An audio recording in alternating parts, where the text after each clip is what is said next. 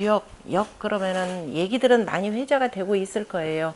그런데 역이라고 하는 것을 지극히 말단적인 한 부분으로만 이해하고 계시는 분들이 많습니다. 다시 말해서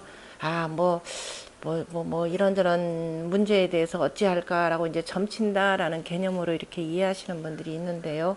물론 내용은 점서 방식으로 돼 있습니다. 자, 이 글을 공자가 위편삼절 하시면서 다시 말해서 역경이라고 하는 것이 있었죠. 지금 우리가 주역이라고 붙이는데요. 자, 공자 당시에 역경이라고 하는 글이 이미 존재했습니다. 자, 역경이라고 하는 글은 지금 현재 여러분들이 64개, 자, 384효에 대해서 자, 괴사와 그 다음에 괴사와 효사가 괴에다가 그 문왕이라고 하는 은나라 말기 주나라의 주나라 제후였죠. 주나라의 제후였던 서백창이 됩니다. 주나라의 서백이라고 하는 것은 뭐냐면은 자, 은나라 말기 때가 되는 거죠. 옛날에 자, 기본적인 역사도 이거 아셔야 됩니다. 옛날에 우리가 성인의 도라 그러면은 요임금과 순임금, 그 다음에 하나라 은나라로 이어지는 하은주 3대의 초대 군주들, 다시 말해서 하나라의 요임금, 순임금을 이어서 선양을 받은 하우시, 우임금이죠. 그 다음에 은나라를 세웠던 탕림금, 그 다음에 주나라를 세웠던 무왕. 그런데 무왕은 아버지인 문왕을 빼놓고는 얘기를 할 수가 없습니다. 그래서 두 분을 합쳐서 그냥 문무라고 하는데요. 이 분들로 이어지는 도맥, 그리고 또 무왕의 동생이자 문왕의 아들인 주공, 이분이 우리가 쭉 유학사에서 이제 성인으로 일컫는 분들인데요. 자, 이분들로 통하는 그 도맥이 있었습니다. 그 도맥을 쭉 정리한 것이 실은 역경이기도 합니다. 그래서 그 전에 은나라 말기 주나라 초기죠. 은말 주초 시기, 공자가 이제 저 계사전에 주역이라고 하는 것은 은말 주초 시기의 일들을 담아놓은 그 시기 때 일어난 일들을 바탕으로 해서 지어진 글이라 이렇게 말씀을 하셨습니다. 그러면 은나라 말기라고 하는 것은 우리가 뭐 세기 말, 뭐 또 시대 말 이렇게 표현할 때요. 그 다음에 어떤 나라의 말기 그러면은 말기라고 하는 것은 다시 말하면은 망할 징조가 보이는 시기가 되는 거죠. 그래서 굉장히 활락과 사치가 이렇게 비등하는 그 사회입니다. 활락과 사치가 비등한다라고 하는 것은 이름하여서 부귀, 그저 돈 가진 자들은 아주 그냥 호화롭게 잘 사는데 가난한 백성들은 굉장히 어려운 그 시절이 되겠죠. 그래서 정치적으로 사회적으로 굉장히 혼란한 상황이 말기적 시대입니다. 그래서 그러면은 다수 대중들이 어렵게 사는 속에서 그러면 이것을 어떻게 해야 되는가? 우리가 산다라고 하는 것은 두루가 같이 함께 평화롭게 공존하는 그 사회를 구현하고자 하는 건데요. 그래서 다수 대중들의 불평불만이 아주 극으로 치닫습니다. 다수 대중의 불평불만이라고 하는 것은 또 사회의 지식인 계층의 또 한 축도 역시 대단히 부당한 대우를 받고 있다라는 겁니다. 그래서 이 세력들이 힘을 합쳐서 이 잘못된 사회를 고치자라고 하는 분위기가 또 팽배해지는 시기가 되는 거죠. 그러면서 또 한편으로는 뭐가 나오느냐. 사람들이 불안하니까 어때요? 야, 이거 내가 돈은 많이 벌어놨는데 이거 어느 날 갑자기 전쟁 나서 이거 날아가는 거 아니야? 그러면 좋은 투자 수단이 뭘까? 이거 역시 우리나라에서는 뭐가 제일 좋더라? 뭐예요? 빨리빨리 얘기해 보세요. 자, 부동산 투기. 그 다음에 두 번째, 영원히 변치 않는 주식 위험해요. 영원히 변치 않는 금. 그 다음에 좋은 것도 뭐예요? 해외로 빼돌린다. 요것만 돼 있으면 아주 편안하게 살 수 있습니다. 근데 보통들은 못하죠. 그러니까 어쨌든 이 불안한 상황에서 그럼 어떻게 하는 게 좋을까라고 해서 너나 없이 불안합니다. 그래서 이제 어떤 신한테 의지하거나 아니면 이제 뭐 세상이 신일까 하면서 또 뭐냐면은 점을 보기 시작해요. 아주 점이 그냥 별하별 점이다 무속이다 이런 것들이 아주 극성을 부리는 시기이기도 합니다. 어찌 보면 지금 우리나라가 비슷한 상황이죠. 어디나 지금 현재 상황이 곳곳에 점집, 그 다음에 온갖 종교 시설들 어마무지하게 많은 나라가 지금 우리나라 이 상황인데, 어쨌든 은나라 말기라고 한 때가 바로 그런 상황입니다. 그래서 온갖 점들이 횡행해요.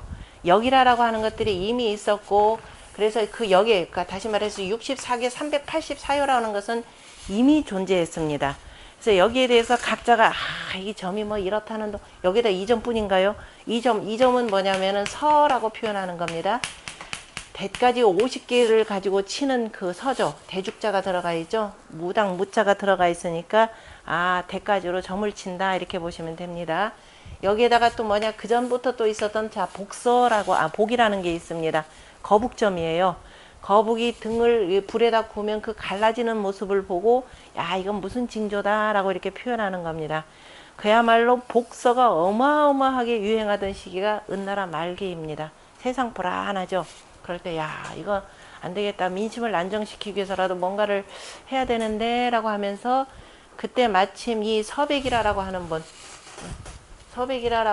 아직까지는 주나라의 일개 그냥 제후입니다. 제후였는데, 이분이 나름대로 덕을 갖고 정치를 하다 보니까 모함하는 자들이 있어요. 나중에 이제 제가 조금 더 자세하게 얘기하는 이유가 나중에 주역 괴 속에 이게 다 들어가 있습니다. 효 속에. 숭 땅에 사는 숭후호라고 하는 사람이 있습니다. 숭후, 이름이 호죠. 제후니까 숭후호라고 하는 사람이 있는데요. 자, 이 사람이 이 문왕, 다시 말해서 희창이죠. 이 집의 성씨는 희씨입니다. 자, 이 희창을 모함을 합니다. 모함을 해가지고 역모를 꾸미고 있다라고 하는 식으로 모함을 해가지고, 누구한테 모함하냐면은 은나라의 천자죠. 이때 당시에 천자의 나라가 은나라가 되니까, 그때 은나라 천자의 시호가 주가 되고, 원래 이름은 수라고 하는 사람입니다. 명이 이렇게 되고, 이거는 시호가 되는데요. 그래서 주천자한테 밀고를 합니다. 여차저차해서 저 서백이 뭔가를 꾸미려고 하는 것 같다. 그래서 어디냐면 유리라고 하는 지역에다가 그 감금을 합니다. 가두게 되는 거죠. 이 감금을 당했을 때 문왕이 이때 어지러운 시기 때, 이제 지금 원래 그 지식인들, 지혜로운 자들은 평소에 바쁠 때, 특히 정치하던 사람인데 이런저런 지식도 있고 많고 덕 있는 사람들이 언제가 휴가 기간이냐면은 감옥에 갇힐 때가 휴가 기간입니다. 최고로 좋을 때예요. 왜? 시간이 모처럼 나거든요. 그래서 그 안에서 여러 가지 글들을 집필을 합니다. 그래서 이 문왕이 바로 유력에 있으면서 바로 주역 64개의 바로 말들을 거기다 매답니다. 그걸 괴사라 이렇게 표현하는 거죠. 자, 괴사를 매달았고, 그래서 이제 이를테면은 건귀에 보면 건은 원형 이정이라, 하늘에 대해서 원코, 형코, 이코, 정한이라라는 원형 이정 4글자 이런 식으로 해서 간단하게 이름을 쭉 달아 놓습니다. 그래서 이제 문왕이 유리옥에서 역을 쭉 풀이하였다라고 해서, 유리라고 하는 지역에 가보면은 오늘날의 연역방이라고 이렇게 표현합니다. 유리에서 그래서 역을 쭉 폈다라고 해서 연역이라 이렇게 표현을 하죠. 그래서 연역방이라고 하는 폐방이 속에 있는데요. 그래서 이제 그 혼란스러운 것들을 두루두루 채우기 위해서 주역이라고 하는 것은 이른바 통치자가 어떻게 하면 나라를 잘 다스릴까라고 하는 것을 목적으로 해서 점을 치는 것이라고 하는 것을 확실하게 이 속에다 보여주었습니다. 자, 그리고 난 뒤에 이제 그 문왕은 돌아가시고, 이제 문왕을 이제 빼오려고들 당시에 그 주공, 그 다음에 문왕, 그 다음에 산이생, 그 다음에 강태공, 이런 사람들이 머리를 써가지고 어떡할까, 지금 세력이 우리 쪽으로 상당히 들어와 있는데 그냥 은나라 이참에 그냥 천자 쳐버리고 우리가 권력 잡을까, 이 안도 있었는데요. 그러기에는 희생이 너무 크다라고 해서 서로들 반대를 하고, 당연히 누가 반대하냐면 이 희창, 문왕이 반대를 하죠. 반대를 하고, 그래서 그러면은 주가 좋아하는 것, 폭군들이 원래 좋아하는 게 뭐예요? 예? 금은보화. 그 다음에 여자 미인들을 좋아하죠. 그래서 주나라에서 나는 각종의 금은 보화들과 더불어서 미인들을 선발해서 보냅니다. 그래서 뇌물로 주는 거죠. 뇌물을 주고 결국은 빼옵니다. 빼오고, 자, 이제 문왕이 생각을 달리 했습니다. 자, 이 상황을 빨리 바꿔야 되겠다. 그러려면 어떻게 되느냐. 어쨌든 천자를 우리가 직접 칠 수는 없고, 천자한테 발탁받는 게 굉장히 중요합니다.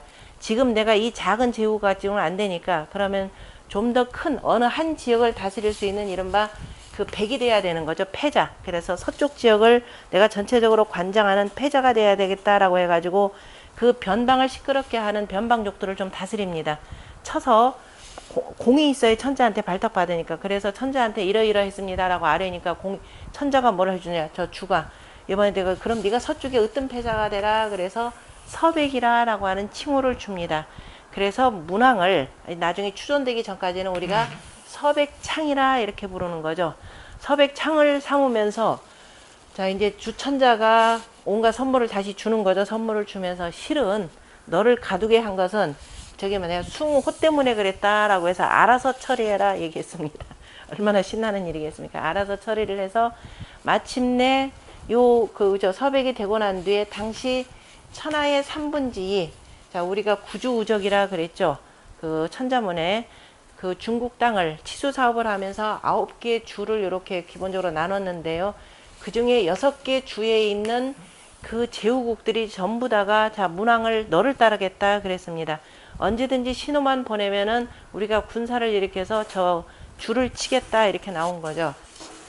그렇게 해서 마침내 주나라가 성립이 되고 나라를 이제 안정시키는 과정 중에 바로 주공이 아버지의 뜻을 받들어서 나중에 그 효를 짓는 거죠. 그래서 384효의 효사를 매답니다. 그러니까 괴사는 바로 문왕이 쓰신 거고 이제 무왕이 그렇게 해서 천자가 되고 난 뒤에 추존을 하는 거죠. 추존으로 해서 자기 아버지를 문왕이라 칭했고 자, 주공 같은 경우에 거기다가 이제 효사를 답니다.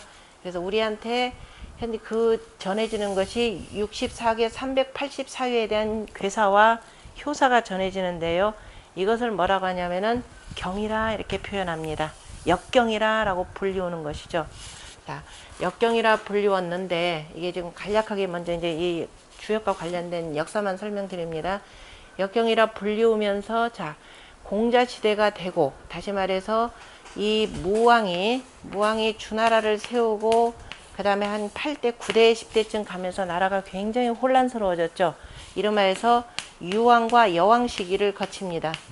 유왕과 여왕 시기를 거치면서 자 주나라가 굉장히 피폐해지는 거죠. 거의 나라가 망할 지경에 이릅니다. 다시 말해서 천자의 위상이라 라고 하는 것은 더 이상 갈 데가 없어집니다. 갈 데가 없어지고 정나라나 이런 그 강한 나라들에 의해서 좌지우지되는 이런 상황입니다. 그래서 마침내 자 이때 평왕 때 어디냐면 이때까지는 도읍지가 어디냐 호경 땅이었죠. 사람들 이름 가운데 호자만 여기 좀 호 쓰신 분들 있죠. 호를 뭐라고 읽어요? 호경호 그러죠. 호경이 뭡니까? 이제 알았어요. 평생 모르다가 이제 아셨죠. 호경이라고 하는 것이 바로 그 문왕과 아까 무왕이 그죠? 무왕이 주나라의 도읍지를 정한 것이 바로 호경입니다. 그 전에 아버지인 문왕 때는 어디면 풍땅이었어요. 풍이라고 하는 거. 풍땅에 있었는데 이게 원글자입니다. 항상 원글자를 가지고 보시면 되는데 풍땅에서 자 이게 주나라가 정치를 잘한다 그러니까 백성들이 이고지고 해가지고 이 땅으로 몰려들죠. 그래서 도읍지가 커지면서 호경으로 옮깁니다. 호땅으로 옮겨서 도읍지를 삼았으니까 다 호경이라 이렇게 부르는 거죠. 자 호경을 도읍지로 삼으면서 한편으로는 저 은나라 유민들과 더불어서 어디냐면은 저 낙양 땅도 같이 건설을 합니다. 그때는 나급이라고 하는 거죠. 이제 무왕이 죽고 돌아가시고 난 뒤에 왜냐면 무왕은 등극한 지 3년 만에 돌아가시죠. 3년 만에 돌아가시고 그 아들 성왕이 들어서고 난 뒤에 바로 나급을 경영을 합니다. 오늘날 낙양이라고 하는 곳을 얘기하는 거죠. 나급을 경영하고 이때는 도읍지를 안 옮겨요. 그러다 나중에 이때 국가가 한번 크게 흔들리면서 나중에 평왕 때 여기로 옮기죠. 그래서 낙양 땅이 그 서울이 되고요. 우리가 천자문에 나온 동서이경이라고 할 때 바로 이 두 곳을 가리키는 겁니다. 이러고 나오면서 이제 나라가 어지럽다. 이건 굉장히 또 다시 나라가 어지러워지는 상황입니다. 정치가 어지러워지면은 자 민생이 어렵고 민생이 참 고달퍼지면 사람들이 의존하는 게 종교하고 점 이런 그죠? 이런 무속이나 이런 데 주로 의존을 합니다. 자 그러면서 이제 어마어마한 점들이 이른바 복서라고 하는 것이 유행을 합니다. 이 복서는 아주 오래전부터 있었습니다. 자 요임금 순임금 시절부터 왜냐하면 사람들이 의논해서 또 가능한 것이 있고 예측하지 못한 그 천재지변의 여러 가지 것들이 있으니까 이런 것들을 알아보기 위해서 이제 점을 치는데요. 이 복서는 서경의 홍범에도 나옵니다. 그래서 복이 뭐다라고 하는 것도 나오고 자 서가 나오는데 워낙 특기로 이게 굉장히 유행을 해요. 그러니까 이제 공자가 이렇게 보다 보니까 누가 이 짓들을 많이 하느냐 하면은 저 정치가들이 주로 여차하면은 점칩니다. 공자가 논어에 보면은 그래서 이 특히 노나라의 그 장문중이라고 하는 사람이 있는데요.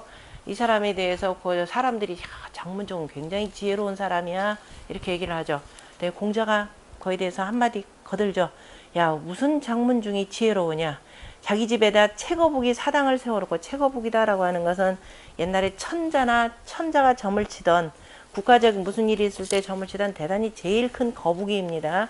채거북이 사당을 자기 집에다 놔두고 사당을 얼마나 호화롭게 꾸몄는지 이게 나오거든요.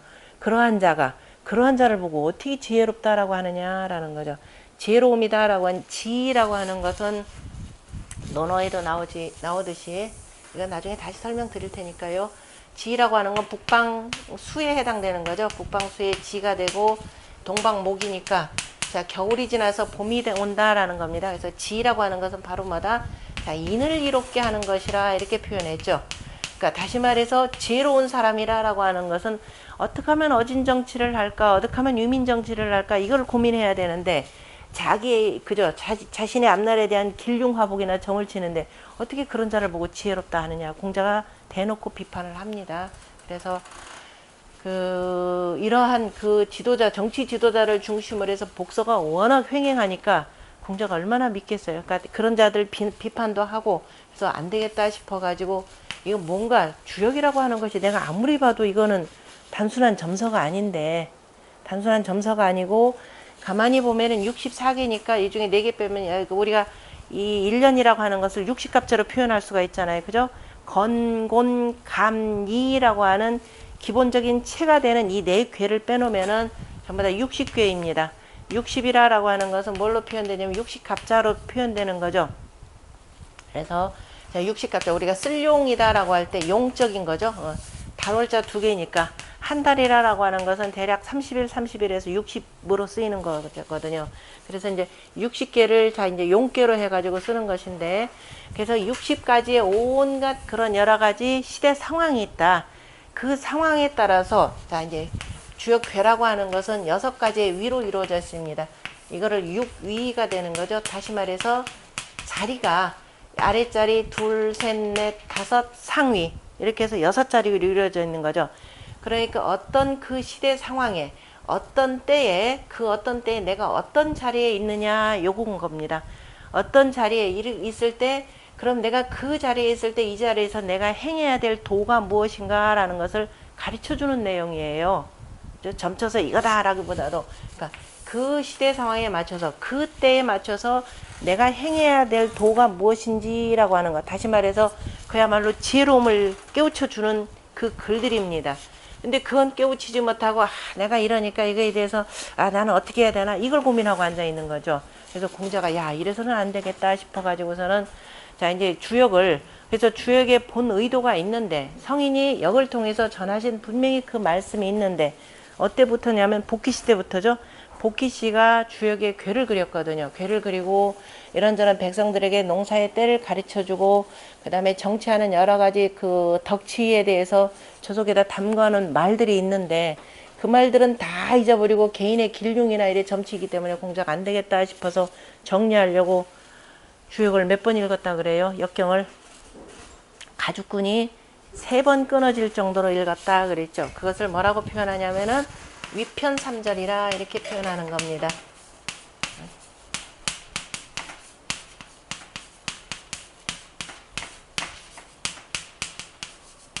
위편삼절이라 이렇게 표현하죠. 옛날에 책이라고 하는 것은 저기 대나무로 이렇게 만들어져 죽간이나 목간으로 해서 이렇게 만들어 가지고 쭉 여기다 구멍 뚫어 가지고 쭉 끼우니까 계속 덜치고 읽다 보니까 저 끈이 자꾸 끊어지는 거죠. 우리도 책 많이 읽으면은 제본한 거 뜯어지고 책 종이 다 흩어지지. 그래서 위편삼절 끝에 정리해 놓은 것이 여기다가 주역은 이 경에는 내가 더 이상 경을 손대기가 어렵구나. 왜냐면 말들이 조금 어렵고 너무 점서적으로 돼 있으니까. 그래서 공자가 거기에다가 나는 후대를 위해서, 자 논어에도 나오죠. 그 수리편에 수리부작하노라 라고 하는 말이 있습니다. 찬술만 하지 창작은 하지 않는다 라는 뜻이죠. 그 얘기는 공자가 자 위는 없지만은 그 얘기죠. 원래 이제 창작, 뭔가를 새롭게 짓는다 라고 하는 것은 천자가 아니면 안 된다 그랬습니다. 물론 공자는 이제 천자의 자리도 없었고, 그렇지만은 그러나 이미 성인이 쓰신 글들이 있기 때문에 내가 거기에다가 후세를 위해서 뭐냐면은 보태주는 글, 찬술한다, 도와서 그 풀이한다 라는 찬술 개념이죠. 찬술의 앞에 말씀원자 없어도 됩니다. 주역에는 말씀원자, 아니 논어에는 이거 없이죠 이렇게 표현했죠. 단지 찬술만 한다 이렇게 표현했죠. 그게 이제 우리가 얘기했던 수리부작이라고 하는 논어에 나오는 내용이죠. 나는 찬술만 하고 창작은 하지 않는다. 그래서 64개 384효에 대해서 쭉 설명을 달았습니다.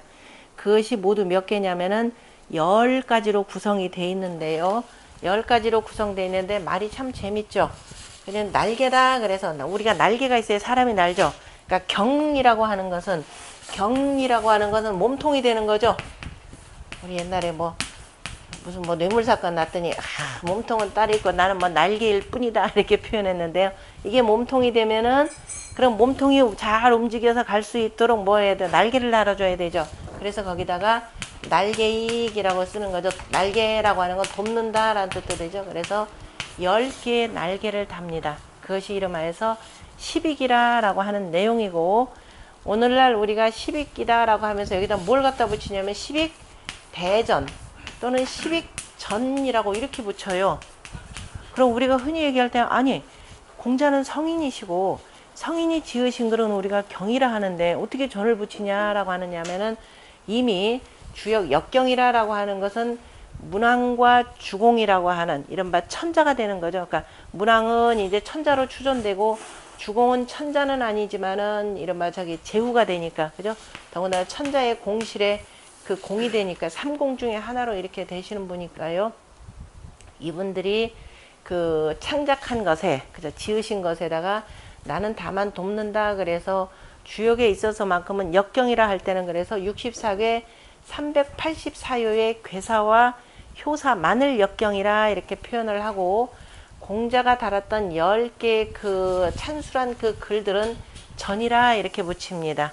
일반적인 후대의 학자들이 붙이는 전이라는 것과 구별하기 위해서 때로는 대전이라 라고도 이렇게 붙입니다. 자, 이것은 누가 처음으로 얘기하냐면 사마천이 사기에서 그 공자세가를 지으면서 갖다 붙인 말입니다. 그래서 이렇게 붙이고, 그래서 공자의 십익전까지 담겨 있는 글을 우리가 뭐라고 한다?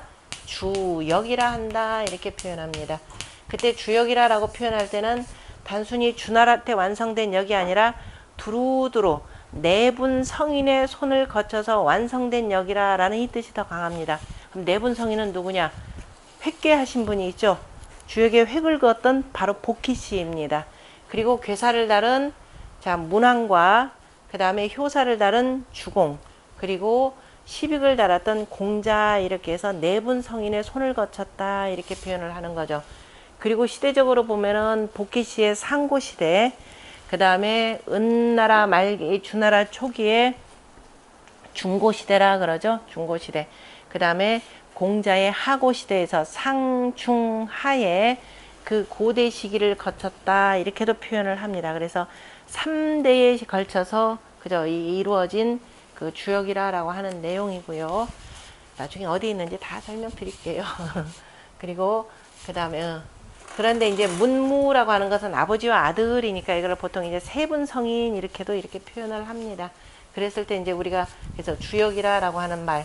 그래서 혹시라도 옛날에 내가 서점에 가서 저 헌책방에 가서 야 주역제 그렇게 중요한가 해가지고 만약에 이제 주역책을 하나 찾으려고 이렇게 가다 보면은 때로 어떤 경우 역경이라 쓰인 게 있을 겁니다.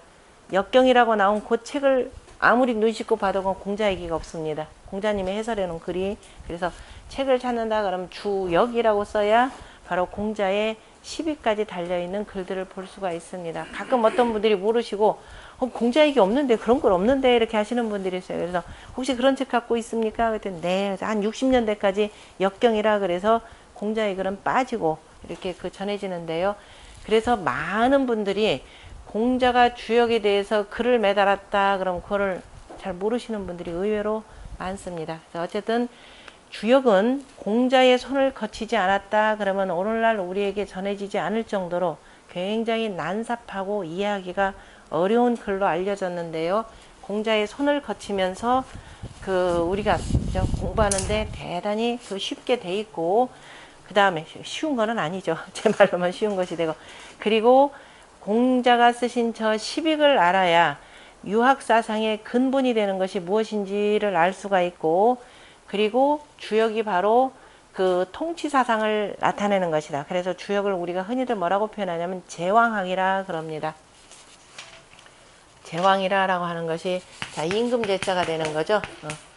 모든 제왕들이라면은 제왕이라면은 반드시 공부해야 될 글이다라고 하는 그 한 가지 뜻하고, 또 한 가지는 뭐예요? 모든 학문 중에 최고의 으뜸이라라는 겁니다. 다시 말해서 무슨 소리냐? 우리가 흔히들 춘추 전국시대의 제자백가라고 할 때요, 도가를 공부하든 그 다음에 뭐예요? 합종연행, 하여튼 병법을 공부하든 뭘 공부하든지 간에 반드시 주역을 거치지 아니하면은 제대로 이해하기가 어렵다라고 할 정도로 반드시 주역의 이치를 알아야 두루두루 통할 수 있다라고 하는 겁니다. 자, 오늘날에도 주역을 알지 못하면은 웃지 못할 일들이 참 많이 생겨요. 여러분들이 잘 아시는 우리나라의 어떤 그 책에 이분의 글을 연재를 하면서 우리나라의 뭐 3대 천재의 하나다. 예전에 무슨 장관도 지내셨고 다작을 쓰시고, 어떤 분이죠? 대단한 다작가. 뭐 잘 모르시는군요. 3대 천재 그러면 걔네들이 만들어낸 모양이군요. 3대 천재를 모른다 그러면. 저 이른바 이현영 장관. 이분이 쓰신 글들 중에 하나가 뭐냐면은, 야, 저기 왜 어디 가면 우린 여기 노원구에 들어오시면 여러분들 제일 눈에 띄는 게 뭐가 있냐면은 동북부의 중심도시 이렇게 표현해서 동북부라는 말을 씁니다. 근데 조금 정통으로 내가 성실하게 교육받은 사람은 뭐라고 그래요? 야, 무슨 동북이냐? 북동이지. 무슨 말인지 이해가나요? 그죠? 북동이지. 그래요. 그러면서 이분도 이현영 선생도 거기다 그렇게 써놨습니다. 야, 어디는 동북이라고 북동이라고 하고, 그 다음에 어떤 항공회사를 보니까 뭐라고 돼, 이스트, 노스 웨스트? 노스 이스트인가요? 노스 웨스트죠? 노스 웨스트 그러면은 우리말로 뭐라고 번역을 해요? 노스 웨스트니까 뭐라고 불러요? 뭐라고 해요, 우리말로? 빨리 번역을 해보세요. 북서해야 되는데, 근데 우리말로 무슨 항공이라 그래요? 서북항공 그러잖아요. 그죠? 아니, 노스웨스트인데 왜 서북항공이냐 이렇게 표현해요. 그죠? 나 이거 모르겠다예요. 그 다음에 우리가 방향을 할 때 뭐냐면 지남철이죠. 그분 얘기예요. 그래서 그거는 잘 관찰하셨네. 제가 보는데 지남철이라고 표현합니다. 지남철 또는 지남거라고 표현하는 건데요. 이게 왜 남쪽만 가리키냐? 북쪽도 가리키는데, 그죠? 왜 지북거가 아니고, 더군다나 지북거가 아니고 왜 또 지남철이냐, 지남거냐, 그죠? 이렇게 표현해요. 나 이거 모르겠다, 예요. 나 도대체 왜 이렇게 하는지 모르겠다. 또, 일본에 갔더니, 저 외무성에 갔더니, 어디는 북동 무슨 뭐라고 붙어 있고, 과가. 어디 가면 또 동북이라고 붙어 있고. 왜 똑같은 이름을 두 가지로, 똑같은 이름을 왜 이렇게 붙이는지 모르겠다. 왜 통일되어 있는지를. 왜 통일이 안 돼 있는지를. 나 모르겠다 그랬어요. 여기 계신 분들은 이제 공부했으니까 다 아실 텐데요. 바로 이겁니다. 자, 이름하여서 우리나라의 대학자이자 천재라고 하시는 분이 나 모르겠다 그랬어요. 왜냐? 모르겠으면 알아내야 되는 게 학자죠. 알아내는 게 이른바 지식인의 역할입니다. 모르겠다. 왜 모르느냐? 왜 몰라요? 자기 걸 몰라서 그래요. 자, 대한민국의 국문학자들이 뭘 가지고 공부하느냐면 자기 걸 가지고 공부하는 게 아니라 서양의 그 학문적 토대를 가지고 내 거를 공부를 해요. 자, 우리말을 훈민정음을 만드는 것은 뭐에 근거냐면 저 음양오행의 근거에서 만들었습니다. 그래서 음양오행의 이치를 알아야 되는데 이거 몰라요. 훈민정음의 원리를 몰라요. 그리고 어떤 사람들은 훈민정음에 야 뭐냐면 중앙토에서 여름이 2번 있는데 이게 말이 되느냐 잘못됐다고 해서 자기가 또 고쳐요. 아니 훈민정음이 잘못됐다라는 식으로. 자, 이 얘기는 뭐냐면은 황하문명권이라고 하는 그야말로 6천년 이상의 오랜 이 문명을 누려왔던 황하문명권의 철학이 뭔지를 전혀 모르는 겁니다. 자, 이 사람들은 주로 이제 미국 유학에다가 그 다음에 갔다 와서 이제 그 유럽이나 뭐 미국 가서 이제 공부를 하고 들어와서 정작 내 거는 몰라요. 우리말을 쓰고 우리 우리 음식을 먹고 하는데도 내게 뭔지를 전혀 모릅니다. 알려고 조차를 하지 않았어요. 왜? 나라를 건국 후에 이른바 미군정을 거치고 하면서 그 국가의 지도자들, 각 그 권력의 정점에 있는 분들, 그 다음에 정책을 담당하는 사람들이 전부 다가 뭐예요? 유럽 그 유학파들로, 그저 서구 그 유학파들로 채워지면서 내 것에 대해서는 어떻게 생각하냐. 이미 일제시대부터 나온 겁니다. 철저하게 이 민족은 어떻게 돼요? 이 민족이 갖고 있는 것들은 모든 그 관습이라는 게 전부 다 폐습이다, 악패다. 이거는 그야말로 요즘 말로 표현하면 적폐청산의 대상입니다. 그래서 일체 내 것을 가르치지도 않고 저거는 없어져야 될 것 이렇게 나왔습니다. 그래가지고 서양 잣대를 가지고 우리 거를 보니 어떻게 되겠어요? 전부 틀리죠. 전부 틀리고 그래서 야만적이고 미신적이다 이렇게 표현합니다. 그래서 마침내는 그야말로 대학자라고 하시는 분, 천재라고 하시는 분이 자 노스웨스트 써놓고서는 이것을 뭐예요? 서북이라 쓰는 왜 그렇게 쓰는지 난 모르겠다 이렇게까지 나오는 겁니다. 알아야 되는데 이분은 그래도 천자문 조금 하다가 나 이거 알았다 하는데 여전히 모르시죠. 그래서 천자문의 천지현황이라는 이치만 제대로 알아도 훨씬 나을 텐데 그래서 우리가 오늘날 주역을 공부한다라고 하는 것은 다시 말해서 우리의 정체성을 바로잡는다라는 겁니다. 우리의 정체성을 바로잡기에 앞서서 먼저 뭐냐면은 나부터 바로잡아야 되겠죠. 내가 바로워지면은 자 우리가 이 요즘 사회 혼란을 굉장히 극심하게 이렇게 겪습니다. 그 여러 가지 중에 가장 중요한 것이 뭐냐면은 마음의 안정을 얻을 뭔가가 이게 없어요. 뭔가 우리의 내재된 그 철학이라는 것이 있는데 내 거를 잊어버리고 나서 온갖 그 서구의 그 화려하고 사치스러운 그 온갖 물질들이 많이 들어오지만은 뭔가 빠졌어요. 뭔가 빠졌기 때문에 뭔가를 해놓고도 불안하고 애들 뭐 해놓으면은 애들이 엄마 그게 뭐야 그거 뭐 이상하네 하면서 이렇게 표현을 합니다. 그게 뭘까라는 거죠. 그래서 이제 우리가 역의 도, 주역의 도를 공부한다라고 하는 것은 자 우리 문화 그저 몇천 년 동안 유지되어 온 이 황하문명권의 문화의 바탕이 무엇인가 그 문화의 바탕이 되는 바로 철학을 공부해서 나를 바로 세우고 그리고 우리의 정체성을 찾고 그리고 세계에 대해서 야 우리 황하문명권은 원래 이런 것이 되고 그래서 오랜 동안 우리가 한 1600년대까지 전 세계 문화를 주도해 왔잖아요. 그죠? 최고의 그 문화로서 주도해 왔는데 그래서 이런 부분을 다시 되새겨 가면서 황하문명권이 자 서구 문명에 비해서 뒤지거나 뭐 못 나가나 한 것도 아니고 각각 그 문화적 차이가 있다라는 것을 서로 인식을 하면서 함께 평화롭게 공존하는 그 길을 찾는 것이 우리가 이제 주역을 공부하는 그 목적이라고 이렇게 표현할 수가 있습니다. 뭐 어떻게 오셔서 뭐 주역을 공부하는 과정인지 각각은 다르겠지만은 그래서 제가 그 글 하나를 정리를 했는데요.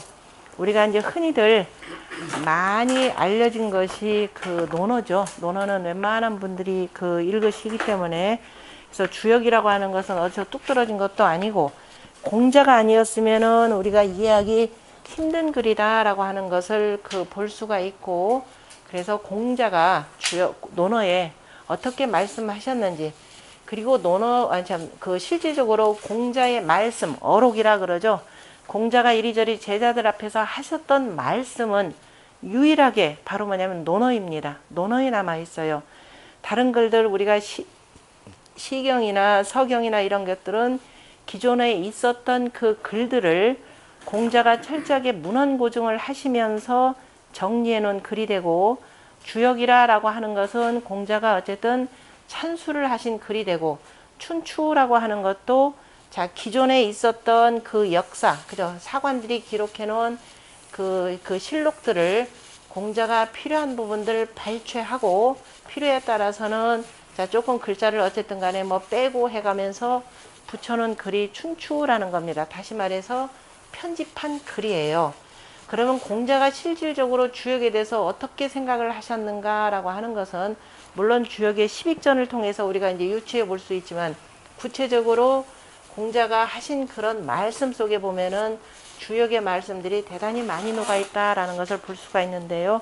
그래서 그걸 중심으로 해서 제가 그 논어에 나오는 그 공자가 말씀하신 주역과 관련된 글들을 한번 빼보았고, 결국 그 글들을 쭉 살펴봤더니 공자가 주역을 정리하신 것은 바로 뭐냐면은 유학사상의 정립이요, 그 다음에 통치사상의 확립이라고 하는 것을 볼 수가 있습니다. 우리가 그 위정편을 보면은 논어 위정편은 논어의 두 번째 편이 되는데요. 여러분들 지금 그 자료로 보자면 1페이지의 마지막 문단에 보면은 거기 보면 첫 번째 장에 거기 위정이 덕이 찾으셨나요? 위정이 덕이 비여 북신이 거기서 얻은 이 중성이 공진이라 라고 하는 내용이 있습니다. 위정이 덕이라고 하는 것은 정치를 하는 것은 덕으로서 함, 그죠? 덕으로서 정치를 하는 것은 이거죠. 위정. 정치다 그러면 덕치가 되어야 된다라는 것을 공자가 먼저 이렇게 앞세우시면서요. 근데 그것을 좀 더 알아듣기 쉽게 말하면 비여라는 말 썼죠. 비유하건대인 겁니다. 어디에다 비유하느냐? 북신 개념입니다. 북신이라 그럴 때, 자, 우리가 신이라고 하는 것은 우리가 보통 별 이렇게 표현할 겁니다. 아니면 때라고 표현할 텐데요. 자, 성신 개념이 있죠. 별과 이렇게 표현하는데, 성은 그야말로 반짝반짝하는 별입니다. 반짝반짝하는 별이 붙어있는 땅이 바로 신이라고 하는 곳이에요. 우리가 북극성, 이거를 이제 모르는 경우는 흔히들 그냥 쉽게 알아듣기 쉽게 그냥 북극성이라고 하는데, 북극성은 반짝반짝하는 별이 되고, 그 북극성이 담겨져 있는, 그죠?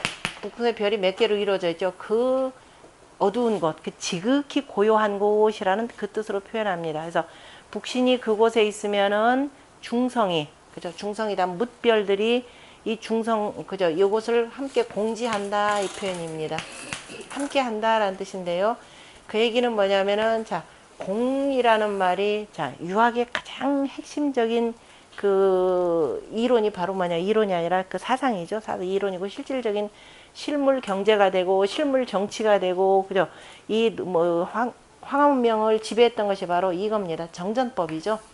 정전이라고 하는 것. 정이라고 하는 것을 혹시라도 우물이라고만 알아두시면 큰일 납니다.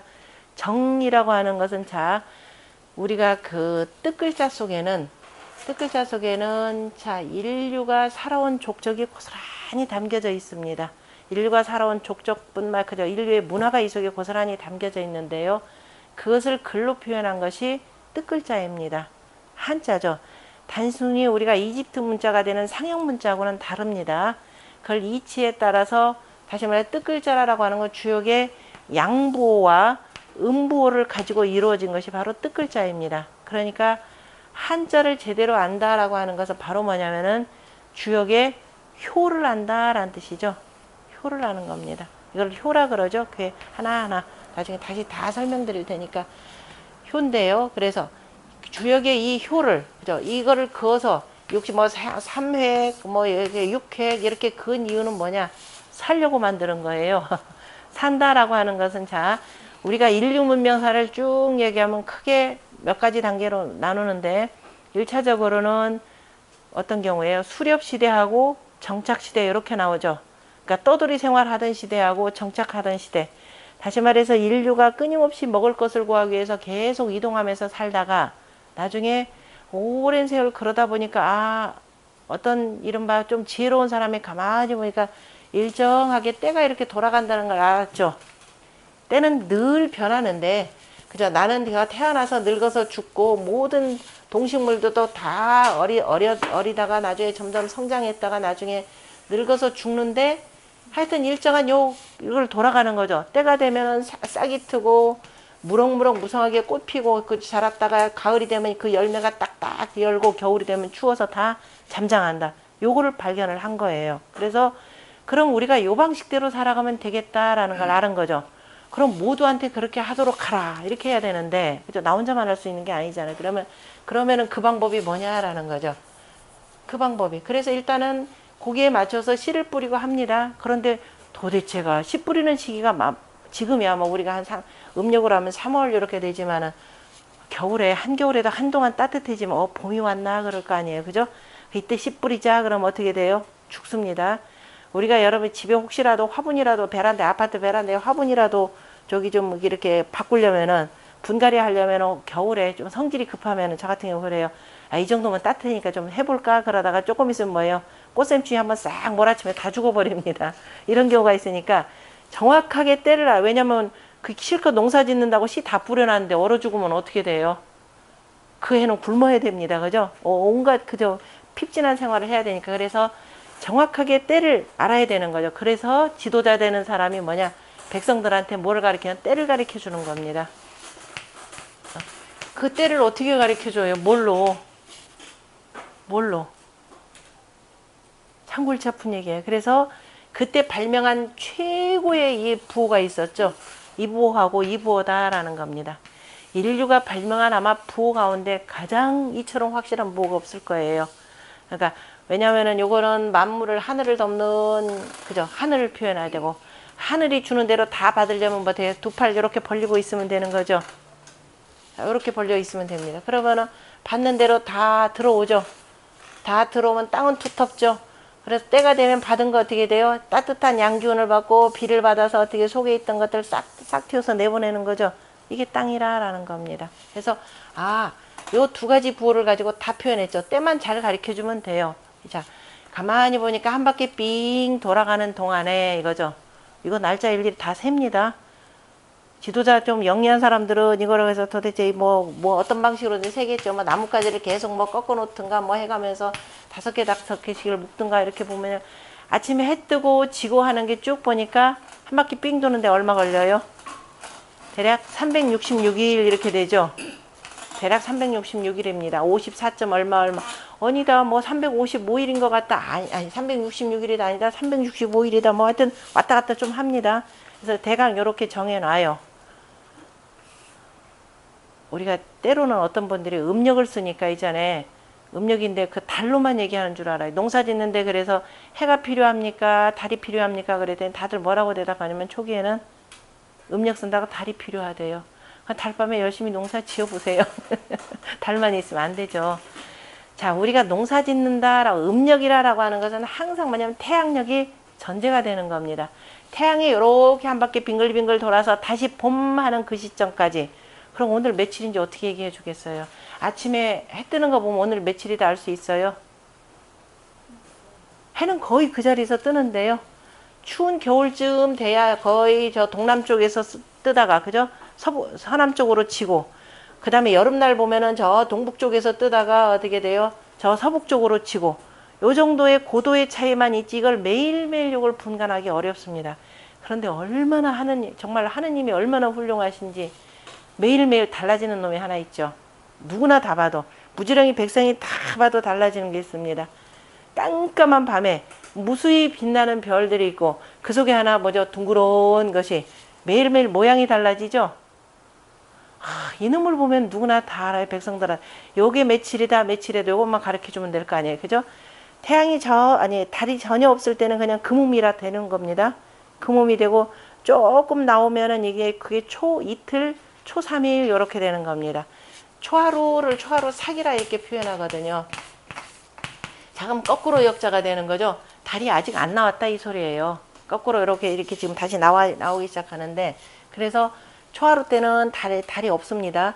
초 이틀이나 초 3일 정도가 돼야 그야말로 우리가 흔히 얘기하는 눈썹달이라고 하는 것이 어슴푸레 이렇게 비치기 시작하는 겁니다.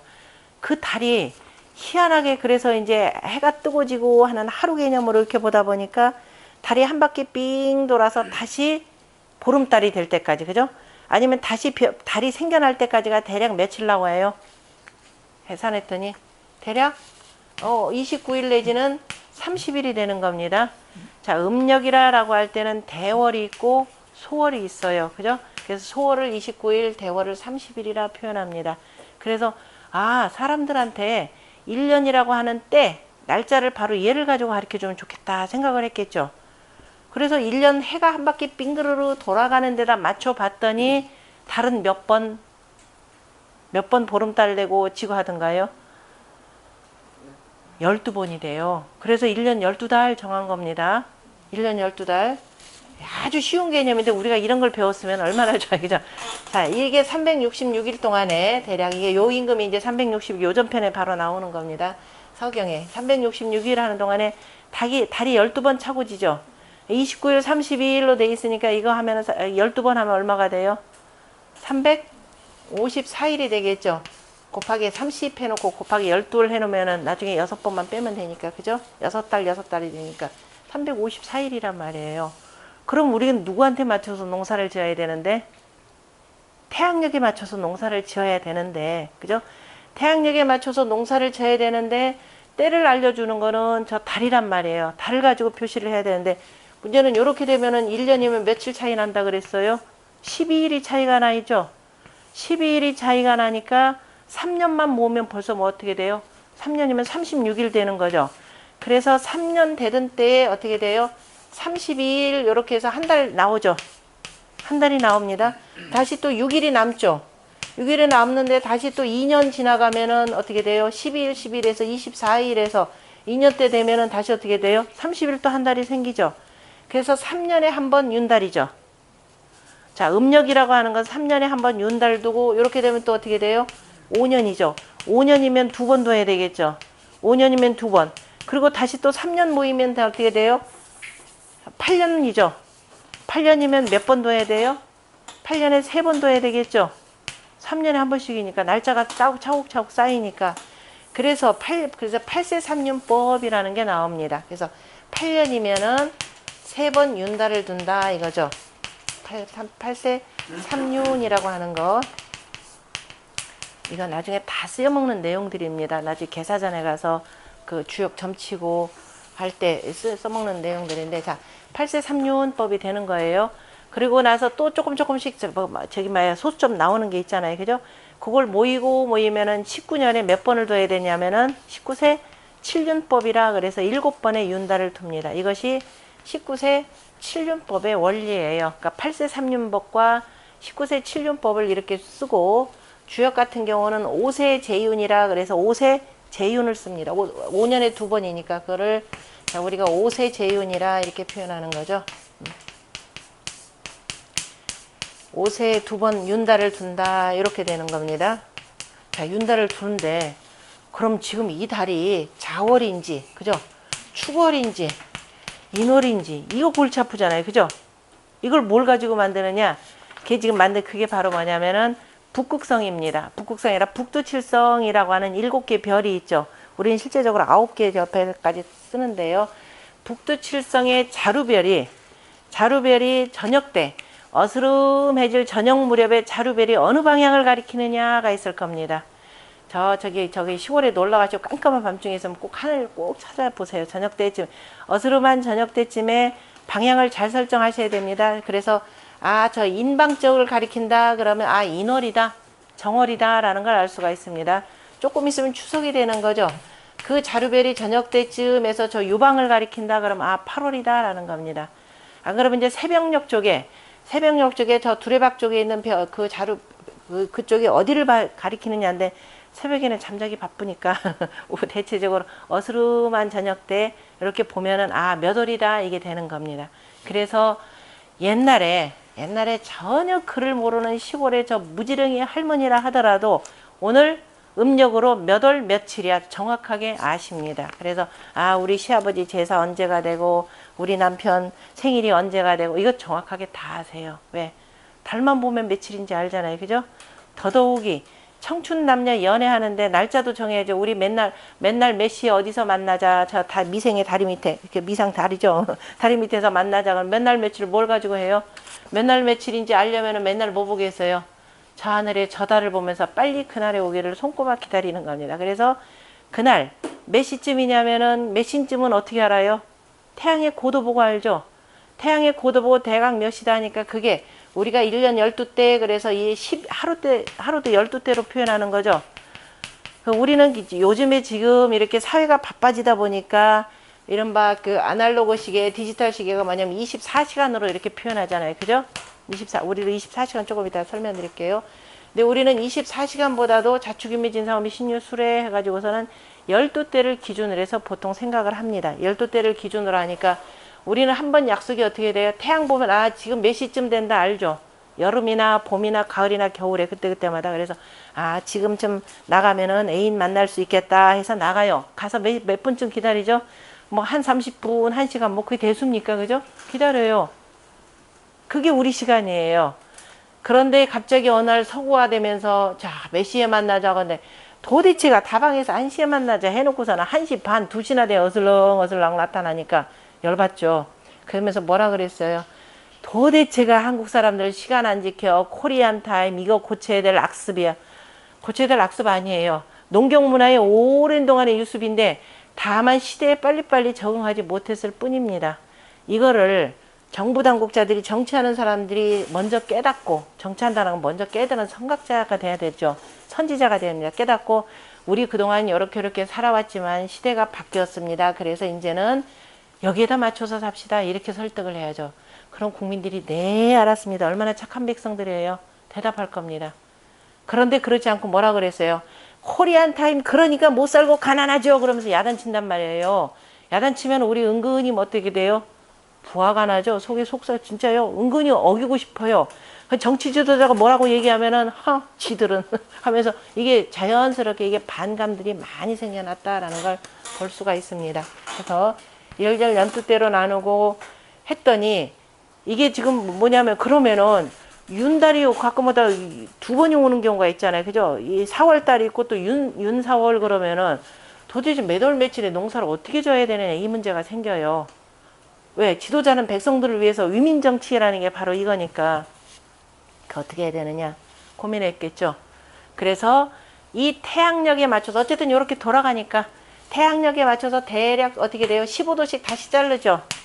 15도씩 자른 게 바로 뭐냐면 24절기라고 하는 겁니다. 그래서 24절 농사는 어떻게 맞춘다?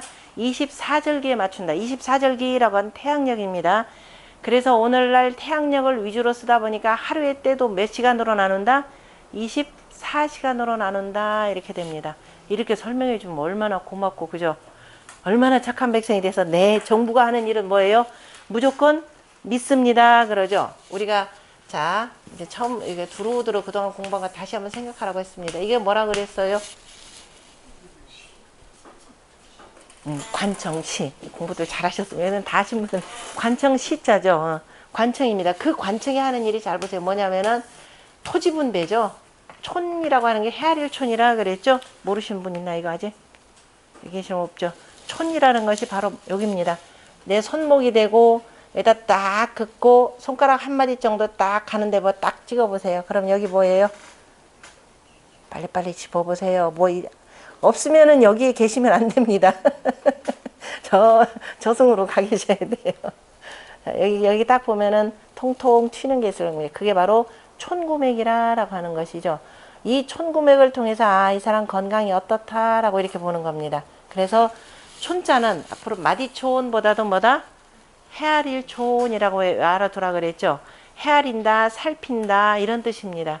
그래서 땅을 살피는 곳입니다. 다시 말해서 두루두루 땅의 경계도 살피고 그 다음에 백성들에게 땅을 나눠줘가지고 어떻게 되면 우리 정전법이죠. 사람들이 이렇게 해서 어쨌든 이렇게 정착생활을 하다 보니까 정착생활하면서 중간에다 뭘 둬요? 그동안 돌아다닐 때는 뭐예요? 그냥 알아서 물 구해서 먹으면 되는데 정착생활을 하다 보니까 물도 직접 구해서 먹어야 돼요. 그러니까 샘을 파게 되는 거죠. 우물을 팝니다. 샘구멍 있는 데까지 우물 파서 그 우물을 중심으로 해서 사람들이 이렇게 모여 삽니다. 그래서 정이라고 하는 것은 우물정자뿐이 아니라 뭐가 된다? 마을의 가장 기초 단위가 바로 정이라 그랬습니다. 이 정이 4개 모이면 그죠? 정이 4개 모이면 뭐가 된다? 읍이 된다 그랬죠. 그래서 제법 큰 마을을 읍이라 그럽니다. 기본적으로 동양사회는 이 정을 중심으로 돌아갑니다. 이것이 바로 정전법 개념이 되고요. 아까 공이라고 할 때, 자, 그런데 이제 마을을 이렇게 세워놓고 사람들이 이렇게 같이 살다 보면은 공동으로 같이 해야 될 일들 어때요? 안 하죠. 미루죠. 에이, 뭐 쟤네가 하겠지. 지난번에 우리가 열심히 눈 쓸었는데 이제는 저 집이 해야 되는 거 아니야? 서로 이렇게 미루다가는 어떻게 돼요? 아무도 안 하는 일이 생깁니다. 그래서 야, 우리 서로 미루고 이렇게 하면 안 된다. 그리고 곳곳에 또 필요한 일들을 살필 수 있는 사람 하나를 세우자라고 해서 이른바 뭐예요? 그 마을 집단에 대장을 하나 세워야 되겠죠. 우두머리를 하나 세워야 됩니다. 우두머리는 항상 뭐가 필요한지를 늘 살피고 이 사람들이 얘기하는 거 다 수렴해서 좀 해라라고 해서 대신에 네가 그 일 맡아주면 우리가 너네 가족들 먹고 사는 거 우리가 다 책임져 줄게 하는 겁니다. 그죠? 그래서 기본적으로 몇 집이 하나, 둘, 셋, 넷, 다섯, 여섯, 일곱, 여덟 집이 그죠? 여덟 집이 가운데 있는 여기를 그죠? 공동 경작하는 겁니다. 그죠? 공하죠. 여덟 집이 함께 이렇게 만들고 이거는 뭘로 쓴다? 공존으로 쓴다라는 겁니다.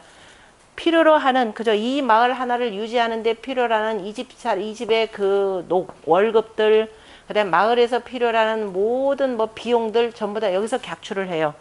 여덟 집이 함께 일을 하고 그 다음에 어차피 농사 혼자 못한다 그랬죠. 그 다음에 여덟 집이 항상 공동 이게 바로 그인 겁니다. 바로 여덟 집이 하는 것이고 여덟 집이 항상 같이 한다 이겁니다. 이게 공공이 되는 거죠. 그래 공공이라고 하는 거 이겁니다. 함께해라 이 공동체입니다. 공동체라고 할 때 공동체는 그래서 경제적 기반을 함께 한다라는 뜻이 되겠죠. 하고 그 다음에 또 어떻게 되느냐 그 여덟 집이 그 다음에 같이 이제 오늘은 너네 집하고 내일은 이렇게 하고 이렇게 돌아가면서 농사 지어주죠.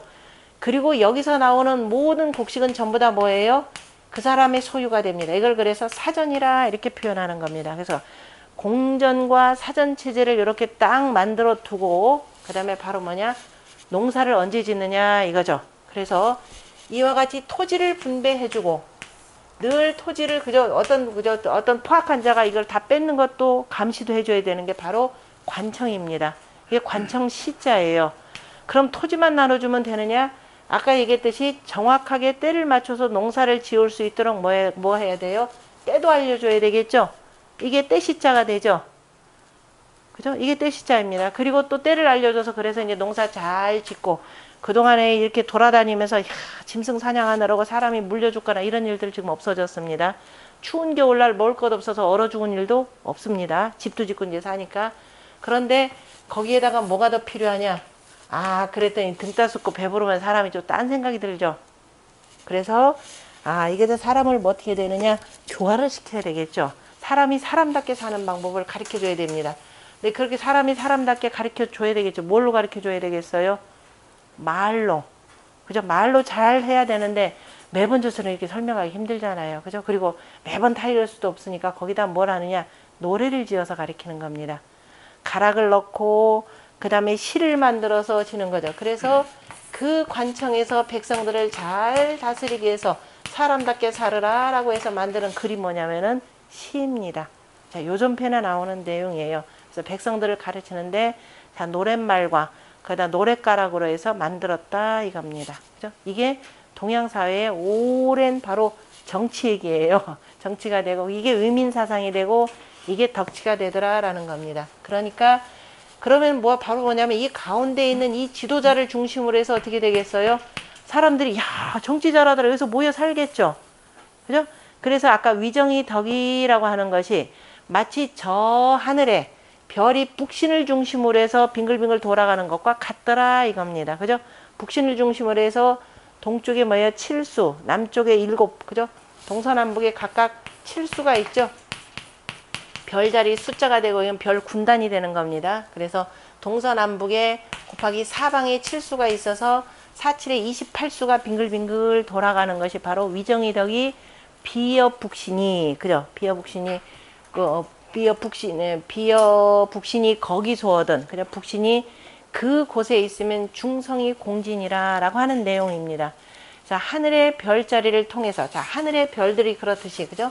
하늘의 별들이 서로 간에 그래서 빙글빙글 돌듯이 그래서 중심이 제대로 세워지면은 백성들의 삶이 이렇게 안정된다라고 하는 것을 가르쳐 주는 내용이 바로 위정편 제1장의 내용이고요.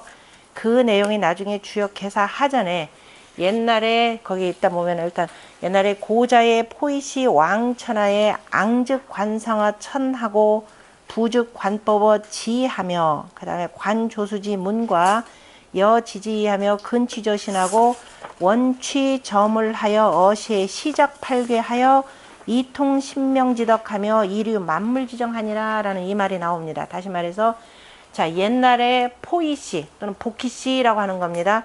복희씨가 천하의 왕할 때에 저기 우러러서 쭉 하늘을 보았더니 하늘에 뭐가 있어요? 별들이 있죠. 별들이라고 하는 것은 그냥 큰 하나의 모양이에요. 그래서 뭐라고 하냐면 상이라 이렇게 표현했습니다. 앙즉 관상어 천하고 이렇게 됐죠. 하늘에 그죠? 하늘에 관상어 천하고 그 다음에 땅은 사람은 땅 위에 있으니까 이렇게 땅을 살피려면 좀 이렇게 허리를 구부려야 되겠죠. 그래서 구부려서는 관법어 지하며 거기는 그렇게 나 있나요?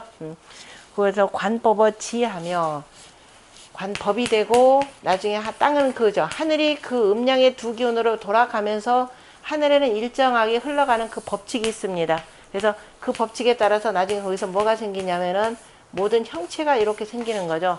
그래서 땅은 자 하늘을 법한다 그래서 법이라 그랬고 법하에서 두루두루 만물이 생겨난다 그래서 형이라고 하는 겁니다.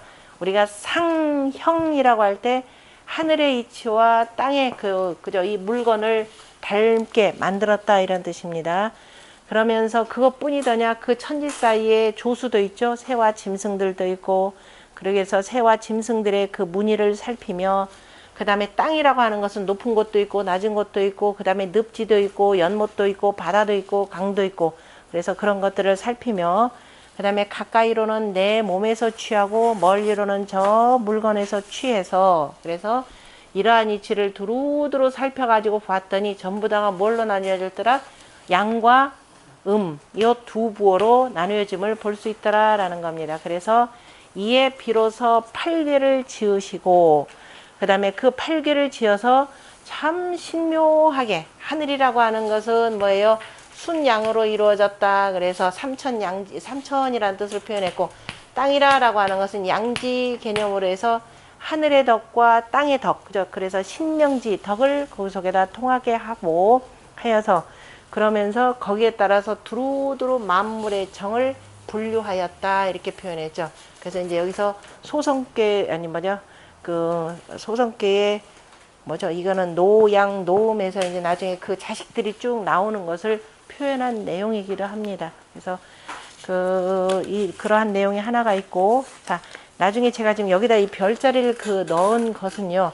나중에 우리가 하도수를 공부하는데 제가 지금 책에 지금 이 작은 책이 없길래 나중에 참조하시라라는 겁니다. 일단 이 별자리는 잘 인식을 해두고 그 아래를 중심으로 해서 보면 지금 위에 있는 그 별자리에 이거는 하늘의 그 자미원을 표현했다. 참 태미원을 표현하는 건데요. 가운데 보면 오죄자가 있고 그 양쪽으로 둘러싸인 그 10명의 신화 별들이 있는데요. 그것을 가운데 이렇게 밑에 작은 것이 가운데 5와 10의 이치로 이렇게 표현된 겁니다. 그래서 잘 기억하시고 나중에 그리고 계속 공부를 하셔야 되니까 제가 아마 틈틈이 이 부록으로 나가는 자료들이 있을 겁니다. 그래서 요거 다음 시간에 이런 거 하나 드릴 테니까 개별적으로 사지 마세요. 그냥 이거 하나 살라고 이만한 한 뭉탱이 사야 되니까 갖다 드릴 테니까 쭉 갖다 모아 놓으시면 됩니다. 이렇게 했고 그 다음에 이제 주역에 보면 또 여러 가지 것들이 나오는데 그 중에 이제 공자가 흔히들 나이로 얘기하는 16의 지우학하고 나는 15세 학문의 뜻을 두었고 30에 입하고 40에 부록이요 50이 지천명이요 60이 이순이요 70이 종심소욕 불류구라 라고 하는 말이 있습니다. 이것을 그동안의 모든 학자들이 전부 다 나이 개념으로만 표현했는데 그럼 의구심을 하나 가져야 되는데 사람이 성장하는 그 최고의 청장년 단계를 뭐라 그래요? 나이 20살이 빠져 있잖아요. 그죠? 여기에 이제 의구점을 갖고 그리고 보통 때 그 몇 년이다 몇 살이다 그러면 연이나 세라는 말을 반드시 씁니다. 연이나 세를 꼭 쓰고 그리고 공자는 자 공자의 도를 참 잘 몰랐다라는 것이 공자는 이미 기존에 그 성인들이 말씀하신 내용을 벗어나는 적이 없습니다. 이미 나이와 관련해서는 저 얘기에도 정리가 돼 있는데요. 나이가 보면은 나이 7살을 10살까지를 유라 이렇게 표현하고 어리다라고 표현하고 20살을 뭐라고 표현하냐면은 약하기 때문에 아직 성인으로서 완전히 완숙되지는 않았기 때문에 약하기 때문에 좀 어른답게 하라 그래서 관을 쓴다 그래서 약관이라 이렇게 표현했고 나이 30살 같은 경우는 강의사 아니 저기 뭐죠 그 연부역강 않고 나이가 되니까 이때가 되면 그 집 장가 30살까지는 남자가 장가를 가야 되니까 그래서 실가다 그래서 제가 지금 장유실장 이렇게 표현했고 그 다음에 40, 50, 60을 나타내는 나이들이 별도로 쭉 있거든요. 그래서 우리가 늙을 노자에 노라고 하는 것은 나이 70 노인이요 60 노인은 기라 이렇게 표현을 합니다. 60 노인 70 노인 이런 식으로 해서 쭉 나이를 표현하는데 여기하고는 안 맞죠. 공자가 이미 그 다른데 성인이 하신 말 이전에 했던 말을 공자가 멋대로 삐뚤어서 쓰는 경우 한 번도 없습니다. 논어에 나오는 공자의 말씀들은 전부 다가 서경이나 시경이나 주역에서 나왔던 이 말들의 근거에서 끌어다 쓰지 이렇게 쓰는 경우는 없습니다. 그래서 그걸 가만히 봤더니 내가 15살에 학문의 뜻을 두었다가 아니라 내가 주역을 위편삼절을 하다 보니까 이 15라고 하는데 대단히 중요한 의미가 있더라. 그죠? 이거는 나중에 이제 공부도 할 텐데 낙서 구궁수리의 가운데 5를 중심으로 해서 그죠? 이 5를 중심으로 해서 자, 오용십작의 원리가 있더라 이렇게 표현하는 겁니다. 그 다음에 4, 6, 그 다음에 8, 2 이렇게 해서 주역 홍범에 있는 그 정치 대법을 표현하는 내용이 하나가 있고요. 그 다음에 주역에 보면 또 15번째 쾌가 뭐냐면은 지산겸괴입니다. 그래서 군자는 다시 말해서 위정자가 되는 군자는 반드시 뭐냐면은 정전법의 원리에 근거해서 그 다음에 많은 곳을 덜어서 적은 데 주고 적은 곳에다가 그저 많은 곳 보태주고 라는 말이 있습니다. 그것이 나중에 공부해 보시면 알겠지만은 지산겸괴에 부다익과 칙물평시라는 말이 있습니다. 많은 것을 덜어서 적은 데 보태주고 그 다음에 물건을 잘 저울질해서 고르게 베푼다 라고 하는 정전법의 원리를 담아 놓은 거예요. 그래서 바로 자 군자라고 학문이라 내가 앞으로 연구해야 될 이 유학이라고 하는 것은 바로 정전법의 원리에 근거해서 이것을 계통을 세워야 되겠다라고 하신 내용입니다. 그래서 나머지 숫자도 다 그래서 역과 관련된 내용이고요. 이거 다 공부할 겁니다. 그래서 이러한 내용으로 쭉 그 연관되는 것이 그래서 이제 공자가 주역까지를 나중에 이제 나이 철환주의를 하시고 돌아오셔서 춘추까지를 쭉 정리해 놓고 보시니까 뭐가 좀 더 부족하신 거예요. 그래서 뭐라고 표현했냐면은 그 3쪽의 맨 아래쪽에 보면은요. 공자가 수리편에 나오는 내용인데 가수년하여 이거 나오죠. 가수년하여 50이 학역이면 무가의 무대과의리라 라고 하는 내용이 있습니다. 가니까 나에게 수년 여러 해를 더하여서 50이 학역이면 50으로서 역을 배운다면 가히 이로써 큰 허물을 없게 하리라 이렇게 표현한 내용이죠. 자, 이 내용을 잘 곰곰이 뜯어보면은 이거는 예전에 저 학자들이 이거 제대로 몰라가지고 글자가 뭐가 이렇게 돼야 되는데 잘못됐다는 둥 했던 이 대표적인 이 글입니다. 이것도. 자, 그러면 공자가 나이가 거의 70 가까워지는 이 시점에 춘추를 손 놓은 때니까요. 시점에 이제 두루 역사를 정리를 하다 보니까 아마도 제가 보니까 서경에 나오니 홍범 구주에 착안을 하셨던 것 같아요. 그러니까 여기에 지금 여전히 복서 문제가 나오거든요. 그래서 그 거북점 치는 방법도 나오고 하는데 그렇게 되면 이제 여전히 공자는 주역에서는 정리했는데 홍범이 지금 정리가 안 됐거든요. 그래서 홍범이라고 하는 글은 자, 순임금 때 요임금 순임금 때 우라고 하는 사람이 치수 사업을 하면서 그때 얻은 글입니다. 얻고 거기다 본인이 조금 더 정치대법까지를 아마 가미했던 글일 것이고요. 그것이 어디까지냐면 나중에 은나라 말기에 기자라고 하는 사람까지 전해집니다. 기자가 무왕이 정치대법을 물어볼 때 바로 그 홍범으로 가르쳐 주는 거죠. 그래서 기자가 자신의 의견을 아마 거기다 더 보태가지고 주나라로 전해지고 오늘날 우리한테 남아있는 홍범이라고 하는 그 내용일 겁니다. 그래서 공자가 후대를 위해서 아마도 여기는 복이라고 하는 거북점 자체를 정리를 하고 좀 더 새로운 정치 철학을 정치사상 그 속에다가 집어넣으시려고 하시지 않았는가 싶습니다. 왜냐하면 50이라고 하는 그 숫자는요. 50이라고 하는 숫자는 역시 개사전에도 나옵니다. 크게 펴는 수라 그래서 대연지수 50이라 이렇게 표현합니다. 대연지수 50이라 라는 것이기 때문에 공자가 그래서 그 홍범구주의 그 정치의 대경대법의 이론을 갖고 조금 더 여기다 보완하려고 하는 그런 작업이 아니었을까라고 하는 내용입니다. 그래서 역을 조금 더 연구하여서라고 하는 것은 50이라고 하는 저 대연지수를 바탕으로 해서 좀 더 바로 그래서 홍범의 이치를 좀 더 폈으면은 하는 그래서 그 내용이 아닐까 싶은데요. 안타깝게도 공자가 72살에 돌아가시죠. 그래서 이제 그 후대에 그 점괘만 매달리는 것을 막고자 했다라고 하는 것이 또 사쪽에 보면은 사쪽에 위에서부터 세 번째 문단에 보면은 그때 저 남쪽 사람들이 남인 자왈 남인이 유언할 인이 무항이면 불가이 작 그다음에 무의라 하니 선부라 불황기덕이면 혹 승지수라 하니 자왈 부점 이인이라 라고 하는 내용이 나옵니다. 저 남쪽 사람들에게 이런 말들이 있더라. 사람이면서 사람이 변덕이 죽을 듯 하면 되겠죠. 사람이 그저 항상함이 없다면은 저 그 무녀나 저 무당이나 의사도 되지 못한다 그랬죠. 꾸준히 뭔가를 해나가야 의사가 되든가 그저 남을 위해서 그저 푸닥거리라도 해준가 이런 거를 습득할 수 있죠. 그러면서 남쪽 사람들이 이런 말이 있는데 참 훌륭하도다. 자, 사람이 되어서 그 덕을 항상하지 않는다면은 혹승지수, 혹 부끄러움을 잊는다라고 하였으니 그래서 자왈 부점이라라고 하는 표현이 있습니다. 다시 말해서 이름하여서 정치 지도자라고 하는 자들이 자기의 그 덕을 항상 하지 않으면서 맨날 복서 점이나 치려고 하는데 그거 점칠 필요가 없다라는 겁니다. 그죠?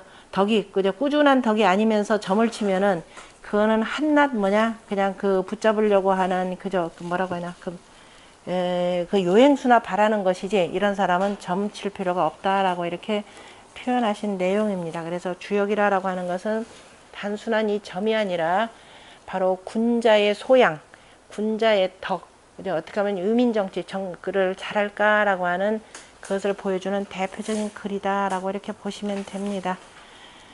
자, 그래서 이제 주역이라고 하는 것, 그 5쪽을 한번 보시면은, 5쪽을 보시면 두 번째 문단에 바로 사람이 그 원려라는 것이 있죠. 우리가 항상 인생사 살아가는데도 마찬가지입니다. 항상 멀리를 도모해야 된다라는 겁니다. 원려라는 말이 있는데요. 사람이 멀리까지 생각하지 않고, 그죠? 그날 먹고 산다. 이렇게 되면 어떻게 돼요? 멀리를 생각하고 거기에 대비해서 내가 꾸준히 공부해 나가지. 그렇지 않으면 맨날 뭐가 있다 그랬어요? 필요 그누라. 늘 가까이 그저 늘 근심 걱정이 떠날 새가 없더라라는 겁니다. 그래서 우리가 공부하는 목적은 멀리를 생각하고 그 멀리까지 지금 어떤 분들이 그렇죠.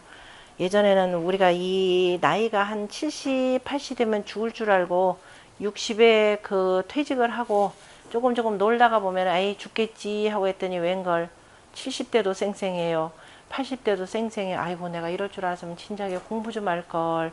공부만큼 좋은 게 없거든요. 그래서 자 원려라라고 하는 것은 자 우리가 무슨 일을 하든지 간에 항상 멀리를 내다보고 거기에 맞춰서 준비를 해야 되는 거지. 그렇지 않으면 맨날 하루 살기도 바쁘고 늘 근심 걱정이 떠나지 않는다 그랬습니다. 그래서 주역이라고 하는 것은 바로 멀리를 도모하는 것이다 이렇게 표현하는 거죠. 우리가 지원이라고 하는 표현입니다. 다시 말해서 그 지혜로움이라고 하는 것은 항상 멀리를 도모하는 것이다 이걸 표현하는 거죠. 지원모려 이렇게 표현하나요? 지원모려. 아 리어자가 뭐 이상한 것 같다. 지원